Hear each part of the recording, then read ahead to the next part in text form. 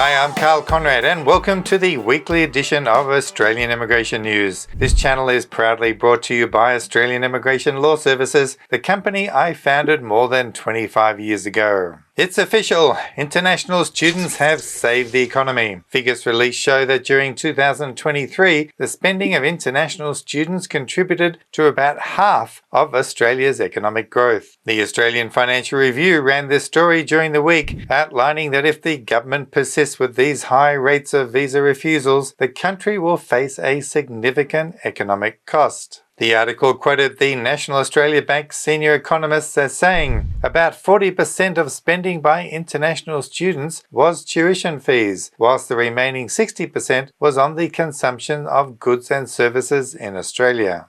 Clearly, the government is not ignoring this data. One can only hope they will also consider the amount of economic damage that will occur when cutting 35 and above year olds international students from gaining their work visas. The education industry is already wondering if it can remain afloat with these very high refusal rates. It does not need the government playing wild cards by restricting the access to the graduate 485 visa. Reducing the age limit for the 485 visa will cause a degree of collateral mistrust in Australia, which will only cost the country more money than any perceived benefits such an age reduction will bring.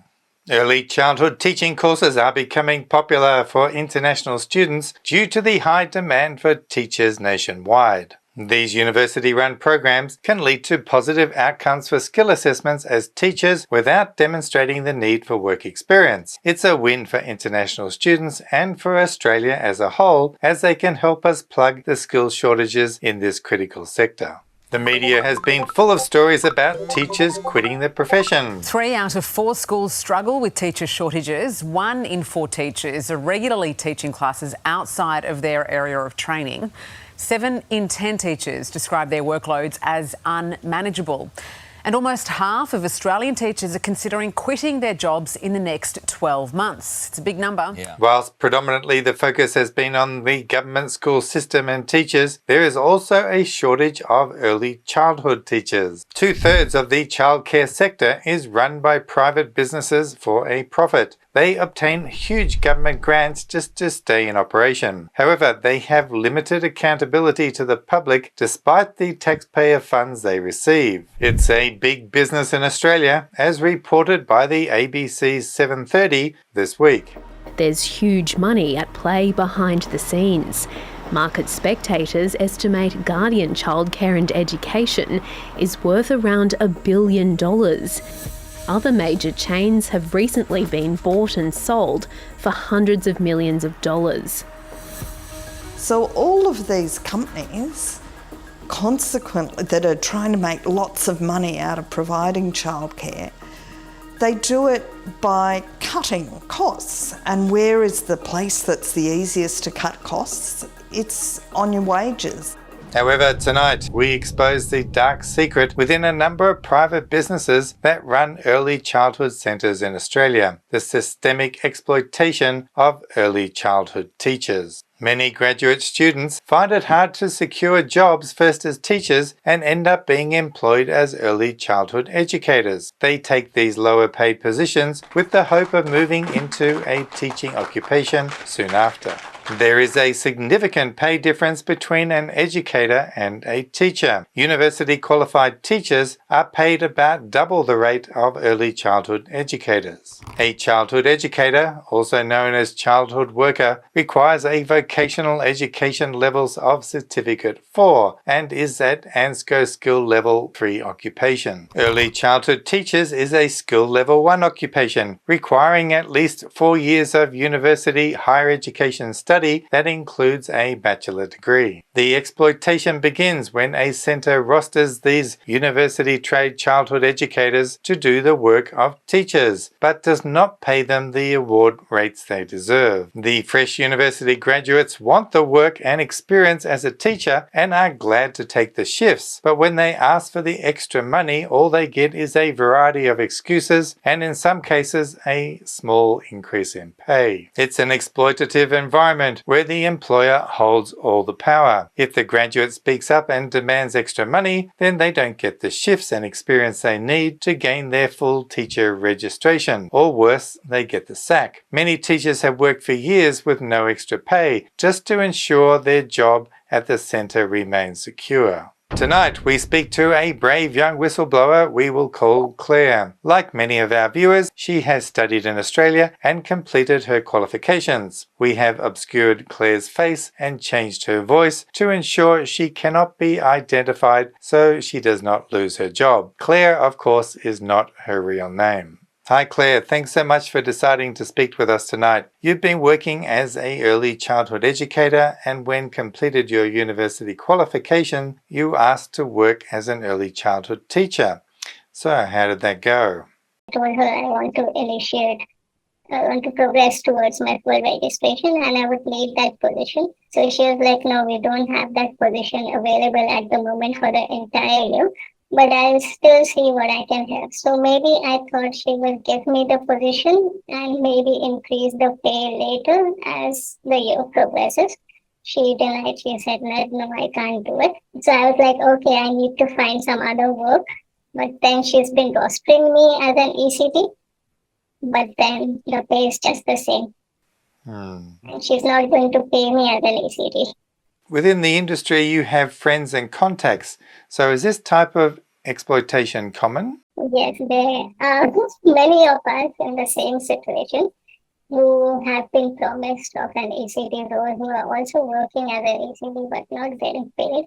And there are some major businesses, major names in the field who are doing so. So it's a shame that it's been happening. So what is the actual pay difference between being an educator and an early childhood teacher? For a casual role, the pay for an ECT would be somewhere around 80 to 85. And for an educator, it's like 42. So it's like half of the difference. Wow, that's a huge difference. Do you think the employer is just taking advantage of people, or is it they just can't afford to pay the higher salaries? Yes, they are taking advantage, and that's the reason why you have so many vacancies in the field. Whereas for other educators like us who are qualified to be ECT, but we are stuck in this position, thinking we'll grow up to be an ECT within the same organization someday, but not getting paid, and then we lose that motivation over a period of time, and then we just leave the field. That's what has been happening. I understand there's been a great exodus of teachers from the profession. So do you feel it's mainly because of this not paying the correct salaries? Yes. So you've spoken to the union about these circumstances, and what did they say? So the union is like, this has been prevailing since many years, but it's one of two things. Either the educators or the employees are not aware of the pay grade that's supposed to be changed. So once you are employed as an ECT, you need to approach the management so that they could change your award grade. That's not been happening. And secondly, when you're already in the organization, you don't want to leave. So even if you approach the management, they have a leeway and they'll be like, okay, there'll be a slight increase, which is just like $4 or $5, which is not much as compared to the actual pay. And then the employee just settles with it. So how does that make you feel? Why do you keep staying in this workplace? So I have been staying with this organization because the team is very good. It's very difficult to find that team of motivated teachers to work along with. So that has been the prime reason I've been staying on, because I have been to other settings as well as a casual, but I didn't like the culture. So that has been my prime goal. So I'm still going to think about it and maybe approach the agency for more casual work as an ECT, because I really do want to get my full registration. Early childhood teachers like Claire feel caught. It doesn't mean they don't like where they're working, it's just that they want to be paid properly for their professional skills. The employers know it is difficult for them to gain full-time roles as teachers, thus keeping them on the lower paid educator employment contracts. On a casual basis, they are allowed to keep them on these contracts and give them shift as teachers, but they are also meant to pay them more, but this often does not happen. We contacted the Independent Education Union, the IEU, who represents workers for private education providers, and explained Claire's circumstances to them. Carol Matthews, the IEU New South Wales and ACT branch secretary, declined to be interviewed for this show, but did provide us with a written media statement which says in part, "The IEU has dealt with some unscrupulous employers who have paid a university qualified teacher as an educator on a lower rate. When we become aware of these issues, we can run a claim for underpayment on behalf of the union member. If an educator has completed a university teaching degree, is doing teaching work, and is being counted as part of the teaching staff of the centre to meet regulatory requirements, they must be paid the correct rate as a teacher. We have won substantial back pay for a number of members in these situations, and we encourage other members to come forward if this is happening in their workplace."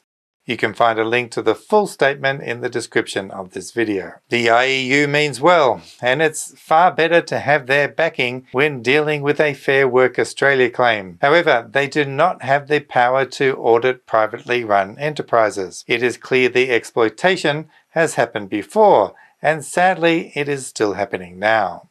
Claire is in the dilemma that all whistleblowers face. Coming forward and speaking out can mean the loss of your job, especially if you are a casual. However, if nothing is heard but silence, then the unscrupulous always win out. Thank you so much, Claire, for sharing your experiences with us tonight, so hopefully others can avoid ending up in the same position. This week, the Australian Computer Society released a report into the outcomes of IT professionals after they migrated to Australia, particularly into regional areas. The report is called ACS Skilled Journeys, Navigating IT Migration in Australia. We will leave a link to the report in the description of this video. These are some of the major takeaways of the report. Skilled ICT migrants have a high employment rates in Australia, with over 90% finding jobs and 80% within the IT sector. Regional Australia is benefiting from changes to the visa rules implemented in 2019. 36% said they were residing outside of Sydney, Melbourne and Brisbane, up from 18% in 2017. 83% said migrating to Australia was a good decision. 73% would encourage others to migrate. Discrimination is a problem. 28% felt discriminated against. More support is needed for ICT skilled migrants in regional parts of Australia. These are all interesting findings, and the ACS encourages people to read the full report and share it with your friends to create meaningful conversations. For ICT professionals, it is important to note that whilst you hold the regional 491 and 489 visas, it is completely acceptable to be carrying out remote work for companies located in Melbourne, Sydney or Brisbane. What matters in keeping the conditions of your visas is where you are located when carrying out your employment, not where the company is located.